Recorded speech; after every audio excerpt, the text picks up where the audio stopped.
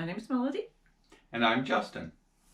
and this video is about how I found my muse. Okay, it has been a long journey, and it's been many years, and you've done a lot of things. One of the first things what was the very first thing you did artistically and tried to sell it? It was actually Renaissance clothes. We, as a group of friends, we always went once a year, and I really like the simple. And here's a couple examples of what I did. I made little coin purses or purses, and what's funny when I was looking for it, but and I come to find out that I couldn't make them fast enough. I couldn't make them in the quality I liked, and they just didn't. I don't. It just didn't call me. It just didn't. No, I don't want to do that anymore. So, where did you go next? Um, where should I go next? Well, I think this is the point. Your flower rings, which you show the picture here. Yes, the flower rings. The flower rings were definitely one of the thing, and I'll show you a picture right here of seemed like a good idea. Again, I really like the idea, but never really called me again. Yeah, it was kind of cool, but it's like, no. Well, why don't you describe a little bit what was your thinking behind the flowering? What was their purpose? I wanted something that you put a mirror on, you can hang it, you can put candles on, you can put a vase on. But again, I was trying to think of something that you can use in multiple different ways, but again, I just never liked them. Were there any things that you learned from creating those that you were able to then apply in your future artistic efforts? The one thing it was about supplies. I could not find the tray that I started my flowers on. I couldn't find them anywhere. And I was like, well, in order for me to make the next one, I need that supply. And then the supply was never there when I needed it. Now I can find them all over the place. And then after the flower rings, what was it that you were also doing? I think I was doing, what was coming next? The hair bows. Oh, yes, the hair bows. I did a few volleyball teams, and But that's not where it started. Where did it start? Remember, you were doing the helping a friend? Oh, we were doing foxtails, and she showed me this ribbon, and I was like, well, this would be kind of cool. And she actually was making ribbons with this, and she's the one that showed me how to do it. And I was like, oh, this is fun. And, again, do something that is on the fly, and we would sit there and we would make all these ribbons according to whatever color, and it was actually really fun doing them. Oh, I like this one. That came out so cute. Anyway, but there was one show that definitely whole reason, if you want to call a muse, this. Well, are you talking the brownie? I was talking about Okay. the little brownie. We did a show. I think it was pretty much a local show, and this little brownie said, I would like a ribbon, but I don't have my money. My mommy's going to come and bring me my allowance so I can have my ribbon. Well, her other brownie friend, because they were like there doing their community thing of keeping clean, and they got water for us, absolutely adorable. And it got later and later and later, and Mommy didn't show up, but I made up one for her friend, but she said, please don't leave. I have to get her a ribbon. And at this point, I wasn't going anywhere until that little girl got her bow. And she waited and waited, and then Mommy ended up getting there, and she's saying, is this what you really want to do with your money? And she says, yes, this is what I want. Oh my God, yes. And she goes, okay, well, here's your money. And the idea of she's standing there so proud of using her allowance money for this week. Because one way or another, this little girl was going to leave with that bow. And she handed me her money, and I made her the biggest bow. And I said, what colors do you want? What ribbons you can want? The picking. And then she said, can you put it in my hair? And she turned around and she's just all excited, all excited. And I put it in her hair, and the skipping of the bow, walking away, I'm like, that's the reason why I do it. Because the joy I gave that little girl, I was like, that's the reason why I do what I do. You're getting a little emotional. Yes, I am. I didn't mean to. The hair bows were quite the experience. We learned a number of things. There was supply. Remember ordering in bulk and which colors, and having to track what was we used more than others. Mm-hmm. And then part of it, you made those custom at the show. We tried pre-making them, and it was so hard to get more sales on the pre-made. What colors were someone going to want? Because they wanted to match them to whatever they were working. Mm-hmm. And so then we created a tool. It was a giant tote. It was 2 giant totes. And we put holes in the top. And we would you could pull the ribbon out. And we had this whole assembly line. Our oldest daughter helped you. Yes.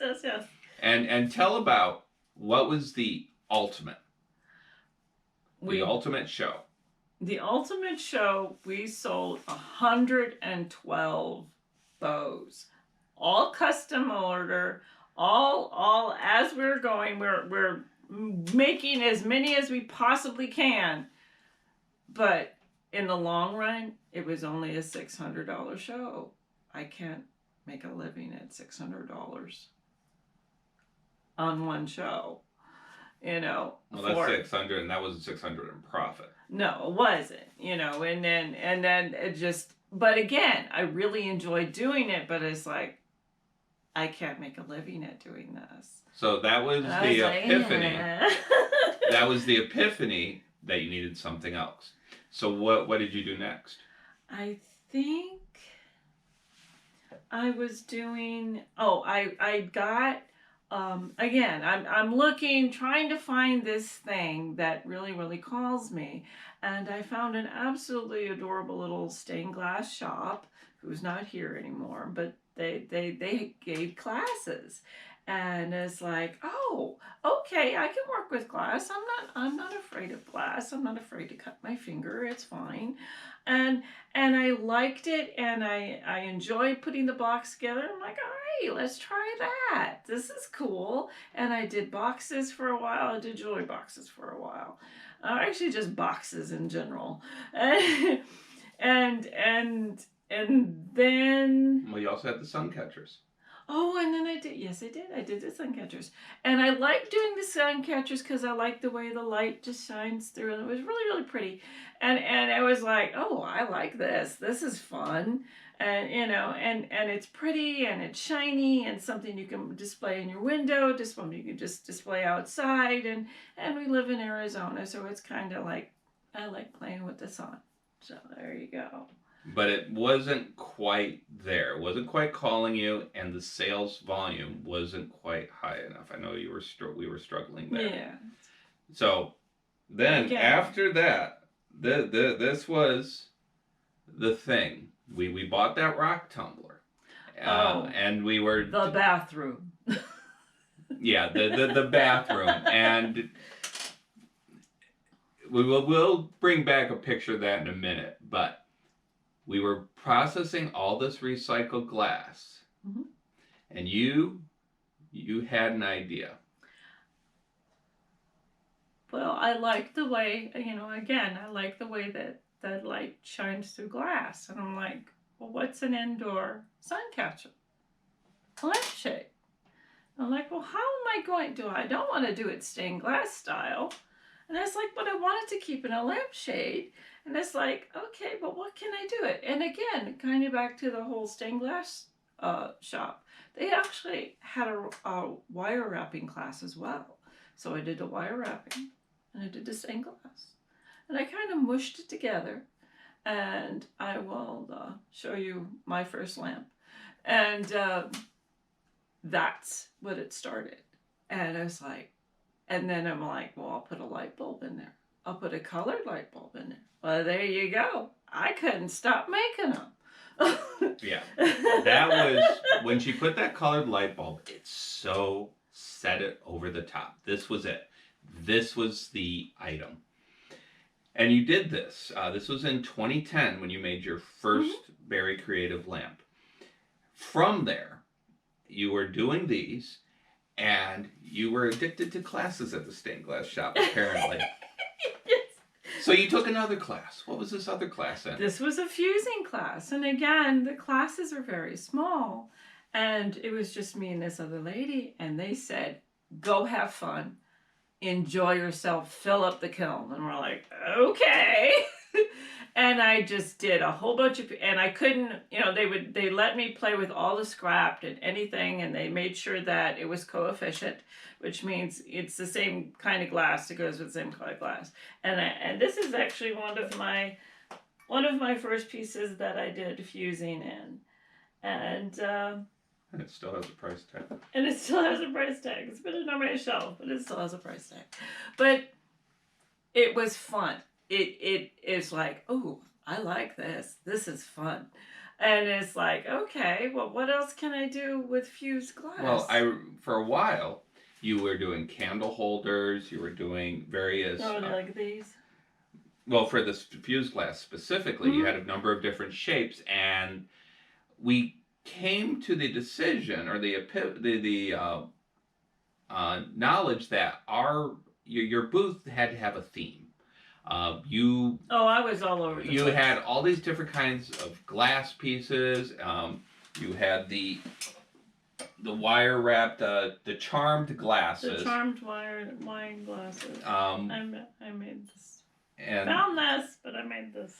And I think you even did some mosaic shadow boxes. This is probably the only one I did. and it was so much variety. So you had to come up, you had to look at your work and think of a theme. Mm-hmm. And what was your theme? Light and glass. Light and glass. And so we had the recycled glass where you were, and the stained glass that you were tumbling in the rock tumbler. And then something happened in the fall of 2012. I got 6 weeks of jury duty. And it's like... And why is that important in the fall? Because... There's a season. No, let me remember the story. I had jury duty for 6 weeks, and I'm sitting there at lunch. Now, mind you, I'm sitting in lunch in a very, waiting for lunch to be over, and then I get an email from Tempe Art Festival saying that I can be in the fall show. And I'm squealing, going, oh my, because Tempe Art Festival is one of the biggest art festivals that are in the Southwest. The Southwest. So I get to be in the show, and I'm going like, oh my goodness. Well, I'm having 6 weeks of jury duty, and I'm like, how am I going to make lamps process and it's like, oh, I don't know. And then I'm always looking, always finding, always this, and I find these one lamps that were, the shade was broken. Well, they weren't broken, but the shade part, the shade part was, but not the framework. Right. And it's like, oh. And where did you find these? Of all places, where did you? Lowe's. I thought it was Home Depot, but yeah, we found them. Lowe's. And they had like a box full, and I'm like, okay. And it's like, well, what can I do with these? And I'll show you some examples of that particular lamp. And you came up with a name for it. Bars of Justice. But again, and I still use them. I use them in many of my things now, but that's where they came from. I couldn't make lamps fast enough, so I figured out how to do the lamp. They're inch wide, and then I've actually, from that, I've made my purses, my ovals, my tiny tubes, my all that, just from that one idea, and it just exploded from there. And that's where the fused glass lamps came from. Mm-hmm. And the idea is that you're always letting inspiration hit. Not every idea works. Yes. And But and sometimes, and we will have some videos demonstrating some of our less successful ideas. but sometimes you have to do the idea Mm-hmm. and let it blossom, let it bloom, let it just kind of let it run, and then you kind of go, okay, no, this is not something I want. But take the best of it and then move it forward the next idea. That's kind of where it does kind of where we are is because of this particular thing, and this particular thing is the reason why I can do what I can do now. So our takeaway would be there's a lot of elements you have to think about when coming up with your idea that you can share with the world.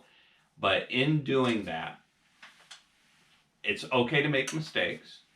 Out of mistakes, you always learned. Everything you did, you always learned a little piece of the puzzle that made it better. Mm-hmm. And so let your creativity run wild, see where you can go with it. Should try to understand the pieces that may be, like maybe it takes too long that you really can't make a living at this, or the materials are too expensive, or you have to leverage your skills up higher to produce it at the quality level. Those are just things to solve. It's not barriers per se. Anything we want to add to that?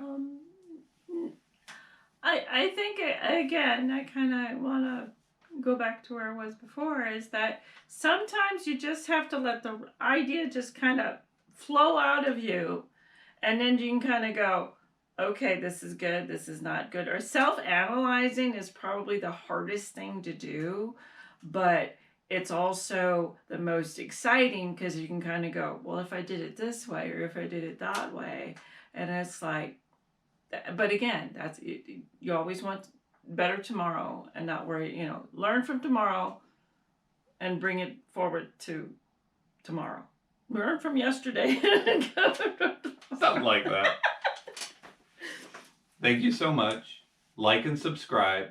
Please share any comments or suggestions below. We'll look forward to reading them. Thank you.